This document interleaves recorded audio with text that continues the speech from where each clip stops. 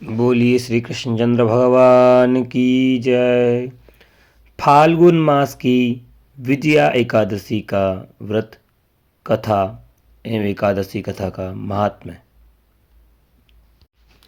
युधिष्ठिर ने पूछा, वासुदेव, फाल्गुन के कृष्ण पक्ष में किस नाम की एकादशी होती है? कृपा करके बताइए।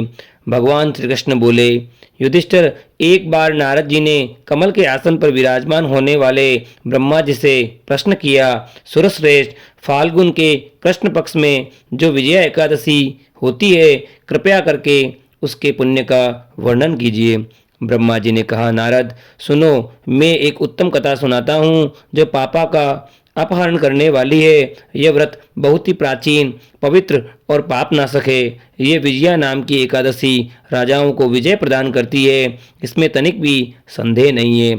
पूर्व काल की बात है, भगवान श्री रामचंद्र जी 14 वर्षों के लिए वन में गए और वहाँ पंचवटी में सीता तथा लक्ष्मण के साथ रहने लगे। वहाँ रहते समय रावण ने चपलतावश विजयात्मा श्री राम की तपस्विनी पत्नी सीता को हर लिया। उस दुख से श्री राम व्याकुल हो उठे। उस समय सीता जी की खोज करते हुए वे वन में घूमने लगे। कुछ दूर जाने पर उन्हें जटायु मिले, जिनकी आयु समाप्त हो चुकी थी। इसके बाद उन्होंने वन के भीतर कबंध नामक राक्षस का वध किया। फिर सुग्रीव के साथ उनकी मित्रता हुई। तत्पश्चात श्री राम के लिए वानरों की सेना एकत्रित हुई। हनुमान जी ने लंका के उद्यान में जाकर सीता जी का दर्शन किया और उन्हें श्री राम की चिन्ह स्वरूप मुद्रिका प्रदान की। यह उन्होंने महान पुरुषार्थ का काम किया था। वहां से लौटकर वे श्री रामचंद्र जी से मिले और लंका का सारा समाचार उनसे निवेदन किया।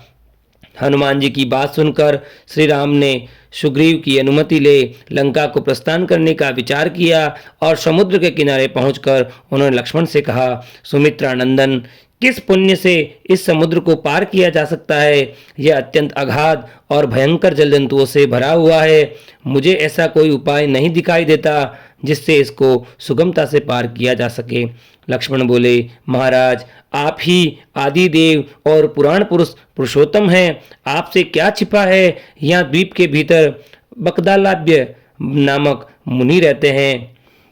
यहाँ से आधे योजन की दूरी पर उनका आश्रम है। रघुनंदन, उन प्राचीन मुनीश्वर के पास जाकर उन्हीं से इसका उपाय पूछिए। लक्ष्मण की यह अत्यंत सुंदर बात सुनकर श्री रामचंद्र जी महामुनि बगदालभ्य से मिलने के लिए गए। वहां पहुंचकर उन्होंने मस्तक झुकाकर मुनि को प्रणाम किया। मुनि उनको देखते ही पहचान गए कि ये पुराण पुरुषोत्तम श्री राम हैं, जो किसी कारणवश मानव शरीर में अवतीर्ण हुए हैं। उनके आने से महर्षि को बड़ी प्रसन्नता हुई। उन्होंने पूछा, श्री राम, आपका कैसे यहाँ आगमन हुआ है? श्री राम बोले, ब्रह्मन, आपकी कृपा से राक्षसों सहित लंका को जीतने के लिए सेना के साथ समुद्र के किनारे आया हूँ। मुने, अब जिस प्रकार समुद्र पार किया जा सके वह उपाय बताइए, मुझ पर कृपा कीजिए। बकदालाभ्य ने कहा, श्री राम, फाल्गुन के कृष्ण पक्ष में जो विजया नाम की एकादशी होती है, उसका व्रत करने से आपको विजय होगी। निश्चय ही आप अपनी वानर सेना के साथ समुद्र को पार कर लेंगे। राजन, अब इस व्रत की फलदायक विधि सुनिए। दशमी का दिन आने पर एक कलश स्थापित करें। वह सोने, चांदी, तांबे अथवा मिट्टी का भी हो सकता है। उस कलश को जल से भरकर उसमें पल्लव डाल दें। उसके ऊपर भगवान नारायण के स्वर्णमय विग्रह की स्थापना करें। फिर एकादशी के दिन प्रातःकाल स्नान करें। कलश को पुनः स्थिरता पूर्वक स्थापित करें।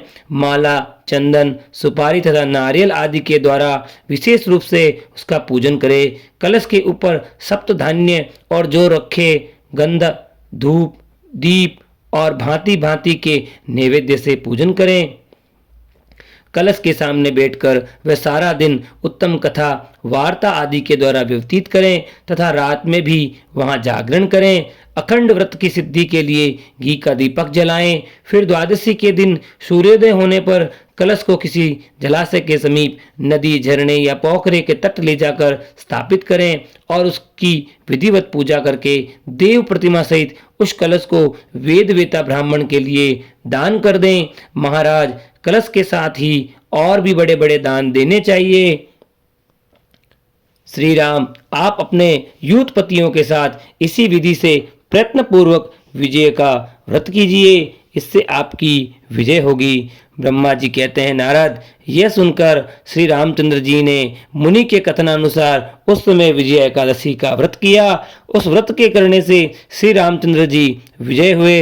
उन्होंने संग्राम में रावण को मारा, लंका पर विजय पाई और सीता को प्राप्त किया। बेटा, जो मनुष्य इस विधि से व्रत करते हैं उन्हें इस लोक में विजय प्राप्त होती है और उनका परलोक भी अक्षय बना रहता है। भगवान श्री कृष्ण कहते हैं, युधिष्ठिर, इस कारण विजया का व्रत करना चाहिए। इस प्रसंग को पढ़ने और सुनने से वाजपेयी यज्ञ का फल मिलता है। बोले श्री कृष्णचंद्र भगवान की जय।